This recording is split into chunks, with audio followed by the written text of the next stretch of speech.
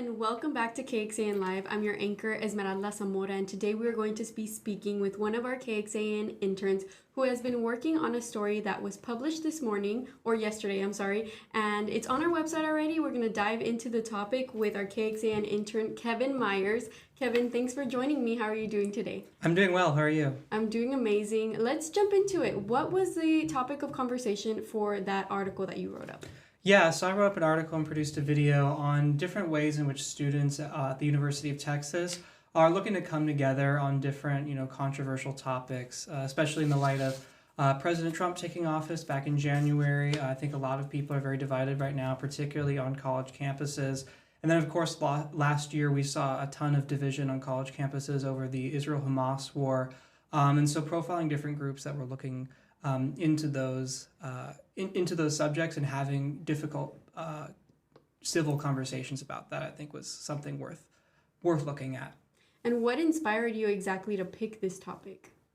I think just from my personal experience as a student at the university, I think I've seen how I think sometimes there can be a bit of a monoculture where maybe a lot of your friends or a lot of people in your class all think kind of the same way, and if someone else in the room has a different perspective, it can feel very challenging for someone to speak up for fear of being ostracized or something like that. And so I think looking at groups that really dive deep into embracing the anxiety, the challenges that come with talking with people you disagree with, I thought was really important.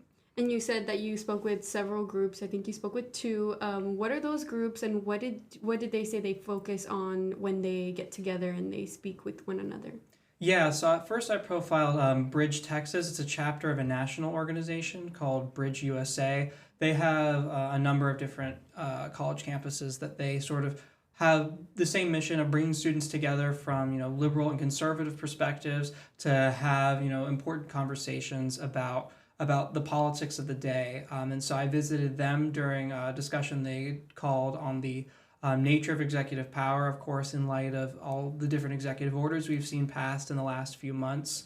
And then I profiled another organization called Atidna International. That one was actually founded here at the University of Texas by one of the people I interviewed, Elijah Kallenberg. They've, of course, expanded to other schools across the country as well. Their focus is on bringing students together in conversation about, the history and the current state of, Israel and the treatment of Palestinians and all of that. And so I think those were both really important groups that really profiled, I think, the politics on campus today. Well, not only did you write this article for our website, but you also created a visual version, right? Yes. Let's go ahead and listen to that, and we'll talk after. For today's college students, it's harder than ever to agree to disagree, and many campuses reflect America's polarization. Experts say the current climate is stifling students from talking politics. There's been too many instances where those kinds of confrontations have turned really ugly. Some UT students are looking to change that. Bridge USA is one such group of students dedicated to viewpoint diversity and instructive dialogue. We're hoping to change that, by exposing our members to a wide variety of views. Eng attributes political divisions to a negative media environment that she hopes to change through discussion. Her students reacted to President Trump's flurry of executive orders during a March 5th discussion. The government should not be a profit-seeking institution. Eng says her students reflect the student body, which she says leans left, but she says they're all independent thinkers. She says that's what makes it work. Everyone recognizes the importance of having a healthy dialogue. Another group looking to bridge divides is Atidna International. Their mission, civil dialogues on one of the most divisive issues on campus, the Israel-Hamas war. This is the place for ideas and knowledge to be transfused and transmitted through conversation. Elijah is Jewish and the founder of Atidna and co-president of the UT chapter. He spent time in the West Bank where he witnessed discrimination against Palestinians. His co-president is Palestinian American and has family in the West Bank. It's not even just Israel-Palestine where we see this, but people are just too much into their echo chambers. People are not willing to explore beyond a perspective that perhaps they had growing up. During a March 7th meeting, the group discussed the Oscars Best Documentary winner, No Other Land. The film covers the displacement of Palestinians in the West Bank and has been criticized both for its story and its Israeli co-producer. My cousins had no issue with it, many of them who lived in the land, of course. The family WhatsApp, they were applauding it. You only have so many fights you can pick. And they're picking fights with sympathetic Israelis. Experts say Atidna is doing important work, and allowing students the choice to opt into these discussions is huge. They're tackling a subject that, for a lot of people on this campus, is extremely important but extremely difficult to discuss. Experts say there's limited but promising research. Still, they say there can be limitations from a student-led approach. When you get into action being taken at sort of a policy level, that I think you have to ask, what role should the university play? Still, students say change can start with them. Be the bigger person, share your story, and I think we can all definitely benefit from someone like that in our lives. Kevin Myers, KXAN News. First off, Kevin, that was awesome. Great job on that package. Was there any difficulties when it came to getting these organizations together and getting these individuals to speak with you on such an important topic? I think overall I really appreciated how open both of these organizations were to my being there, to covering the work they're doing.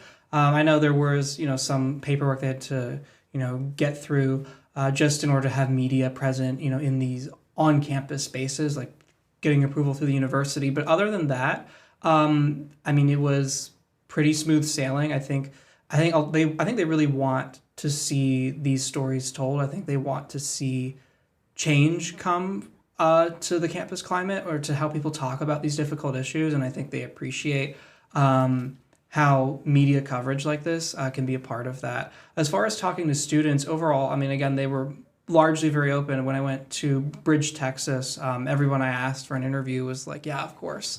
I think when it came to Atidna, by and large, very open. The co-presidents there and some of the other members of leadership there were just incredibly welcoming.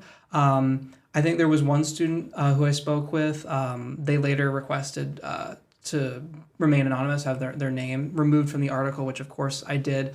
And that just comes down to how divisive this issue of Israel-Palestine still is on college campuses. But by and large, I think people were very open to letting us get a peek at what they're doing. And through your reporting, through all of this journey, what did you learn was the most important reason to have these groups on campuses?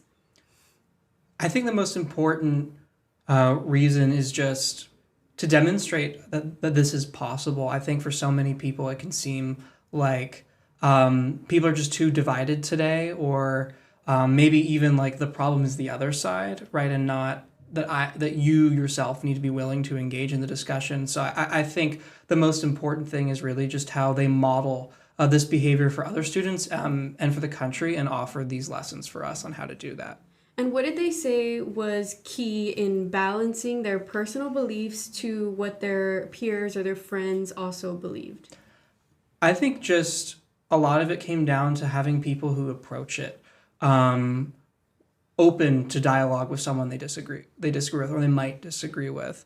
I think there's some amount of talking with both groups, I didn't hear that much about, well, we did have like this fight break out. Like that wasn't really a story that I heard very much. And I think it comes down to, on some level, people self-selecting. So the people who want to have this conversation, who aren't just there to start a fight, are the people who come and join. But I think I think they look for that sort of mutual respect in their members. And I think, they profess values as an organization that sort of help to sort of create that culture and attract the right people.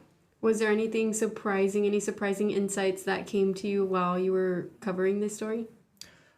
Honestly, I'm not really sure. I think I think it was a lot of what I had hoped to see going into this. And I think obviously they're doing very important work. And so, I think maybe hearing, I think particularly for Atidna, they talked about how they're making an impact in communities that are touched by this, but are not like immediately involved in discussing this all the time. So they mentioned sort of the religious communities that are involved in campus for Jewish and Muslim students, and how they feel like they're really making an impact there. I think that was interesting to hear and surprising. And then also they feel like there's some limitations where some of the more activist groups on both sides, they feel they haven't been able to reach. And so I think that was surprising to hear that sort of level of candor from them about, what's possible and what maybe is just a bridge too far, at least for now. And what advice did these students have for others aiming to promote the same thing, unity in political divided environments throughout campuses?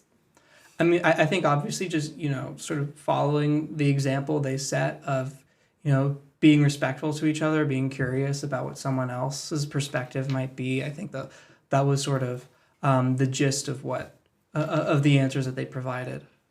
Well, we do have that article, like we mentioned, published on our website right now. It's titled UT Students Aisle in an Era of Deep Division. Talk to me about some of maybe the numbers that you have in this article that you'd like to share with us. Some of the numbers? Oh, yes. Yeah. So at the beginning, I sort of tried to lay the groundwork for, or I guess sort of paint a picture of the current political moment, I should say.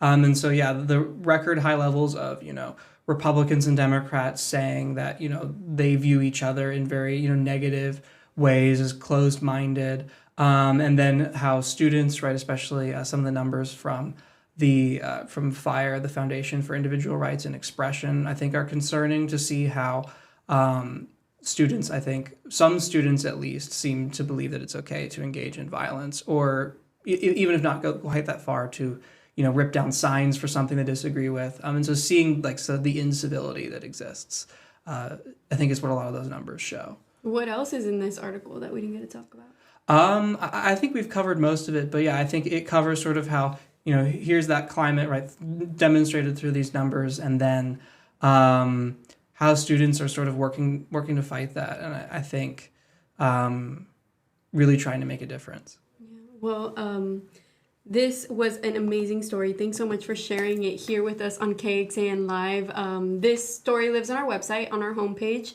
You can just go to kxan.com, find it on our homepage if you're interested in learning more, watching that video again, or reading up on what exactly Kevin talked about in his story. But Kevin, we know that your internship here at KXAN is coming to an end soon. What is next for you?